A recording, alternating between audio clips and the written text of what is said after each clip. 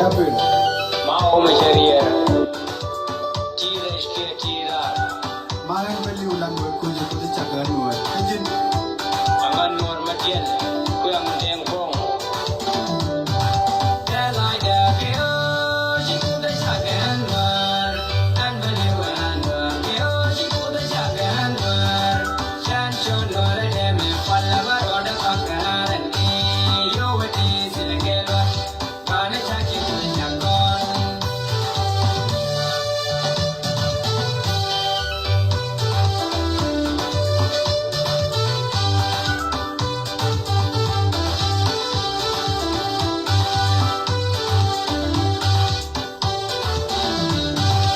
Yem kurut mada kokon yan yen wari dian tin silyo.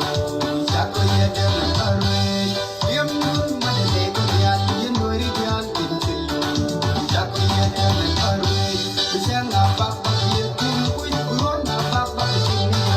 Baga dikel tagatun pagagat burom ni maiken. Baga dikel kamendun pagagat tukin na maiken. Lajang tadat kamak rupon ne lom yan. Kan gadu walan wadu suko da chakaran. Dalai da kyo jiku da chagan nur. An bali wan nur kyo jiku da chagan nur. Shan chon nur de me palla baroda kakaran ni. Yo wati silkelwa. Kana chaki da chagon. Ha malaka runwang malaka changdar malaka tiang ne tina diar wi mon kelio male trong no wadam wan dial male wimbum wi nor bil male a che ner ka male cha ner ko division 20 general mere yang do cha barar ka gwadung ti de mako jen be non la retila non kaya a ba barar ka gwadung ti de mako te ka update ti ba kam kon do ngako bia ka sha ka ne kon ba ka wo baya balar tana na ci ba ka doran ci nan ca ba ka mal ne kon ngot ka gara ka mindi ta tare dien ne kon ngot ka gara ka mindi tare dien an cet ka mela la ye ne siang te yo kon jo me dana wojen ba bay ka bay midi da lonka kon ba bay ka bay midi da lonka kon kayo we wato bana chu breathe yes si gwa ben ko jen cha bay ka kon ko wo kor a kor ka kon nyin kon ka win mon South Sudan ke le jen nyin ka kon but kelen tel loy da karwade a wacha nuar cha la ka history wi mon nuar cha las come up nuar kira ma bora lar na ka lebde a wotel ra ma de jamay lwam ko wo bo man cha kam ja wa cha ngi gor kel mates ka loy da long wo cha na cha la noir ala bo man na cha kam kon kira ma bora la wo jen cha ngi cha ya gor cha we noir chang je ni je la hal ma tene luade awale de letra mi military mi cha ngi ka front line kira mi cha ngi ka gade ni de ni tin kon wal ni dial ko la tanatin so gan te lo de ko gan changa cha la nuar gad kon gwan kon kwar kon tin bombom ka kwira kami cha no ke e wurjanga and guess what hiko kon bana male larto believe you me ka ken ba male ba larto ne kon chika ba ka mal gwan dial kon tekatin dungdo wone kon chaka gara menana ter anta gwamo na chika ben ka dub dial tumwan ti chene kon chaka ger mo gwana jeno wo ka ne tin dial to kon ci ben ka dub tumwan mi chika rom ka ne ti kon ci rom ga ke la joy ka nake a jeno nana ci ane na wo jen akane de dar cheng lo ka de banaken lakin kati kone cha kui ben ka kui mi were mor leni mi ko cha ngai ni tong dang jok alo ba yo kunyo ka malara yemen men ko te tina tama ne kon bumke kai ni te kon lar ka e social media te kane di ci gorte ci nen man ca de bara today te kane di ci gorte ci nen te lar ka je ci de SPLA aiwo mitere loka e ci roda withdraw re kur akai dung da women balar yeme la to ago ka dum diala ko len ka wonen ci ka chore ka je la ka wa chore wa da nana ngai ka je wotel ne titin ala wajen kutuna na runrun kiya ka tana na la ta kare da yer me ya ka be boye re mi cha ka be boye la podero da mango daga tek agwan boye kala goro ri je bu kula kon jan me yoda je jen be kula ka ba gwawo ko wo mi cha wel dal ka jare boye ka ngo daga mi te ka kuire da ro da pod yer ajen tan te ka kan ta makane da kon chal ke ji kume ka mel ne je kon la ka je kan ka ga nuora ti la ga loka ga nuora ti la ga loka chika ga Junuba Sudan ka ga loka ti la ga nuora ka kana kon jal ka ken ti ngai ka je ken won ta makane ti ti nyin ka na ti te ga gwa mi chika de tin ajen la yana wa ila yan ka wonen do ko shon yella na tarjiya ba wa kine ka joni ye wo ya cha tiam jom ni an gwa cha ka nan tin mutana kor mi cha je ta me kalo ko ngai yana gwa wo am ne ta ko ta gwa ma tela ka da me mabagola ka ken gar ka rodien ani ni ai wo tare loka kana nei te to te ko nda shi ben ka ga ni ma na ga dwan kana itin kon tin la youth la white army ka kana itin kon tin tar ka koroken mono wo ko woken panken kana titi la ga chwa ben karayo ngan barar ko jio ni ya ka tondi tele chiendan me cha kap aloy dun chi pen tele doran me cha kap dun do wo be ka pala mana dar chim ko kan gel ka kal ka ga lo ka to kon tin gor ka je wo bi ku medien ba pa min gwa ku da tin go ngwa me cha ka la wa tampin tin ta me la ka joy ke ajena nanu gwa ko kono na mo ka jena kwale joni ye wo wonora ci ka waye la go jen cha je lon ka menge ka je cha nge yo kon nya so titi ka kantin konte la tokien ka jen tante ka koron ta me menen yene che duet chamin cha ka lon ka ruli ko kan chara wer pin cha ka wala lere ne te konde baka pa jur ka cha ga te chwal ka ga lo ka cha ka kwanya ken ka kan kono kwa ka le jahal cha ka wala lere jipa jur cha ka jomo yene wo kan kwa da mo dor beje so titi ka kan kono balariye jana nana jel ka ba ka shoba mano ko ke lakin ka titi ani ka tit de larde ka tungna ka tit to yani la jel ka tomni bine to kor bi ka jekel ci ko pal ka jogo mena ka ganwara kel bienen ci ka jal kel ka ganwara kel mo ngay re loko antabe jaro ina na rode na more kor ka tana na taka ci ka were kin do be da na ku kona la gui ka gwe ka cha kun gu mi dini jen cha pala ken ko cha ngai wote ka dengdit antama kwa kala joyere kin antene kon chaka were no lakin si wer mi chalo cha tiam ne ke chaka wer ko tene to ka ton gen tene ka ton dien amana kan ba ande mi kurba ken de mi 6000 mi chi wuchan ajan tan che den roda na makachi gad ko re chu da ka tene no so barar ko wojo ye wone de kono gar ka propaganda ni we gwar chara je guje wo hi jen gwade wur mi chal ke pol nang yes pol nang pan cha wo dar mi chal ke ai cha wo dar mi chal ke to wo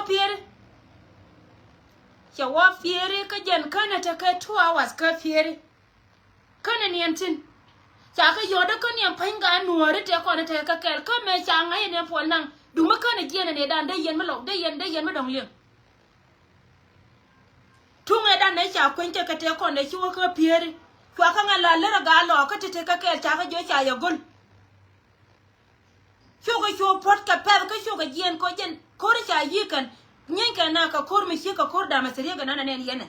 la ring na kana pir na na chika shum mono go me cha larje chu ka tin ka ta na da rew chi ka tin ka ta na da rew kan pier chi ka ji yue chi ka ji yue ka ne te ko ne cha wa non ka dor a don mi chal ka ma wi yor chi ko dor ma wi yan don mi la ngat cheng pan cha ka wa nang na ka nyam cheng ruop do armi chi ko be ne na ka dor kan ruop ma dung yo ye jen ruop chi wa jal ka pon nang kana ben kai char ya ne dial tin kon tin lim kana ben kai char pa juot elon ne nyam ne no kon ka kana ben kai char me lan char kula mun dem highway me be ne ka dor me char kai yo kana ben ka je che wona ka nyam doar ko lo gwon ne te kon te ba ka pier ka me jel ka no edu mai ajene ne yene ba me ja wur mi chal ka ma kal kol ko wo be te dor mi chal ka me ko wo be wote ka ngade ka wo be wote ka pazai edu mai ala maje nan jen che ka dolong ala man chua ni bor chur che ka dolong chicken ndien ka lu chala gwanta ma che tin gor ka ma ja kan ka pep man me che je ja wo chala re ro chikaram kel wo kap lenga ngagwa chikaram kel wo kap ta je bi ne ina wo kan tin ina gwanta bor chur te tin kan ro le tup ajene da ne ku kala nan bi ka wa chu ku lo gwa ge da ne te ko mai te tin so ngan barar ko jo ye go kor charo da wer pinyre do aran ka kan bi ka barar bi ka wa chine gwa me ne chine kap lakin chi kap de ko ja kan bi ja kan ka kor tele kor ma tar ka ka me ku baye lo ta me lo wo me ku ga lo dire e wor ta ga ajene be jen tar ko na ta me ko wo gwa ja ka ne tin gwa mi tot ba jika jo ka gwa me ne uyake mi china wai chumnatin ba ka ji chika jien chika wo gwa donga me ajeno ku ga ku ka len yo cha gwa me cha len ba ka ti lo nyo ka mo gwala ke ene te ko ne cha to nyeken chicken rodio no na la wo bi na ku ro make la go ba ka ku le ba ga ku le pesa ken la ya ka ma wono ne dio bi na ring tin ba yo wono ne ngwan bi na ring tin ajen jala jel ka ne ko ne jal ka ke confirm ka gad kon so na majen information na kama kon and wala chika ba ala wo kan ke yeah so ajen pankien kan chika ba an wale ala wo kan pankien kan nyen nei te de na nyen ka tiang te cha golle go mindi me jel ka wurmi chal ka me jel ka dole cha langa de kame me jel ka ma chi wen kala chara waje cha ko je chara kon antama kwa gang no kwa lien ka rodi arar gwani dialo kon cha ko ngai te me ka baktina ala wo kwa kala gang der chim ajen tante kor na mantame yene ko dial mi chi ka rodi no je ngwa ma lor ka tin bi ko waketin kine gwa ma kap ka gwa ma tot bare nyo ka bar chi ka chungwa kele la wajen ba la kene wo gi gwa me gi gwa kor cha no kor cha loken bad yar ko ngane ken nakagada kan man kuma salbakir ma ya dit meche chop gwa cha chop tina la na gad kan man kawanga te ajene ci gada ko la tamela wo kan gwa dia da ko na cha kula pai ngai go ci ga chunga ka cha ka mai ka gu ni michi na kula wa wana ka duwar ba ka ji ci ga jiya kan wore na diri ci alo go wur ka wor da materiya ka jen wor wur ka so jen chap ko ri cha no nga kan tin content chal ka agwale ne wure min chal ka wure na ni chal ka ngada ka be min because kan cha jen no ga ken go jen ba ne kon ba ka pes so ro e me jen information na kama kon ka jen so te chana na makele o chala yamo jen tanta ka gad kon na tame ko re da ne cha ya la ko gwa me de ko jen ni makal charo kwal mawar koi ka gwate tino te mba opal ko yot kia ba opal wene kana na ngai ka jenta ka te kon ba te ka pier ba chara nyo kama kwal karodien kon ka ne chop kon ne ka kui nanan we dore cha ka joy tin ko wa cha darian kam dien cha ngo kana cha kam dien cha ngo kana cha ko gol rai ala go ken gor ko de ko la kai ko kui me we dar chen de la mo na ka na da ma chia ajen ta na cha le je na ma bar charo no na ko kan jel ka ga lo ko kala ka kama information la jo ka kai isha ni go cha ngai go ne ije ne ije to on te me go je ni cha dor cha la ka ne cha ma cha ne ba ko jo wo era cha nyo ka cha la ka go ani area mi cha ji ka ne chi ka bieda to ka pin chi wo te la na ala wala ken dor cha la ka gwa me dong ti ti mare mai la da ka ja le ra ken ba yor ja point duel kibrit da pa ja ba yor point duel mi cha ga nen ka ne chek ba bar bi ka we wo mi cha ngunen ba le ajen tan te ke so ngan barar ko bor char law nuar kana kap ko wai kap ka jaka kor lar ne ye wo wai kana kap bad biya ka ne ne darchim chika wani darchim ka chika be ka to ga me ta gad kon ta ka tina gad kon ta la ka da me pu la ken kan ka nyuan ka kwa ken tin kon ta ka no ko ronke kwa ken tin kon ta ka no ko ronke so jen ta su te chona men ta ka kon na mo ka wo kon ta kon e palli wanu wa bala ne ni to ko ba ti ka mela to ko ja ka kon luoga dum do mi cher ya la ko wa bilion wale ka be liu ka te dur mi cher ka sel pakir ma yadi kwa ya kwa den kwa ram be yin liu an ci ga lo ka jala ri yes chalara kan wo yes chalara kan wo mi te ka ma gor wur mi cher ka sel pakir ma yadi ne cha ra kam je mane kwa ken te chala da bana charo den kam je chicken nin ko ta ma cha yi kan ka war gwana na kina kula wo kuna la relax bikarin so na majana balar kon ka kui update anana ta ka kon yene diala kon la yana gur kan wa .tv ka jana be ka ngara oro endong dien ba woko kon kala de let kone te ka mi se nyoba kambal nyal community balnyal community wiye me tatine awoba wona ka Africa gwani dia la konti yentin ko kon dia chana rodan je ka kuilo ka kuibo ne gan kon chenga dan cha barar me chi korpa ding me che tuon wojen che te ka tungwan te chenen me anga yoda ka gat me che dol wal me cha nen ta ga dan te ka je che ben ka ye ka che yo telefon wo la de Michel ka emergency contribution Michel ka me chi nyanda ko la bine ya kulu chobler kon na ko kien roye mo chwa je lat ka me la de je che ga look cha mention che yo yene de kon chal ka ga bal community de yen ga look de yen lor ko go ga look cha barar che jaw de cha lim roja ka jen kuy ka me che ka wono me che roye ka ga ka ta che ne bot ko kor pa di nge dan chwa je ben goro go baro itin ko wode ko ba community ba alat mulo go che dang ne dol la na chal ka dol community ka gan ban so ngan ko ben ka yen ta me yen community kan ga dana ga look kana kwanya ba kwara kona cha kulo kwanya le ba ka woy tela nga right me che ka wona dunda kalari go gan pointa mite ka mawe ka community dan ba no ye ka tana na che je ko ngana ngara mara ya kana 24/7 ngaye me we pinchang doran mite ka magore lo ka te dan ba kon ba wi ba kit ba ye ba jote ma go lo ka pel ka ngala jalat ko jalat na ne cha ko la tine wurje ngata me chana le rom na ga de ko ne chana dap cha kon moy kariya ma din me cha lo wa cha kon joy dore wi e cha kon da re de ka cha kon be nyoko lu ka kon di chante bombuom a jalat na na lada la barar ka jen ku ka mi che ka wono ka jene be ngara ar chengi me che da mandan che ga dan me cha ne ro ja ka media to ai chu ngai no wo jene emergency mo me che chote me tia de chu kam je barar ko jo bal nyal community wo miti let ko wa cha ngai te me wo te yele miti let kanye jo kama kwa kundi ala wo ya ka chwa wo ya kwa emergency no kun e bia wo ka gadan che damana na ga look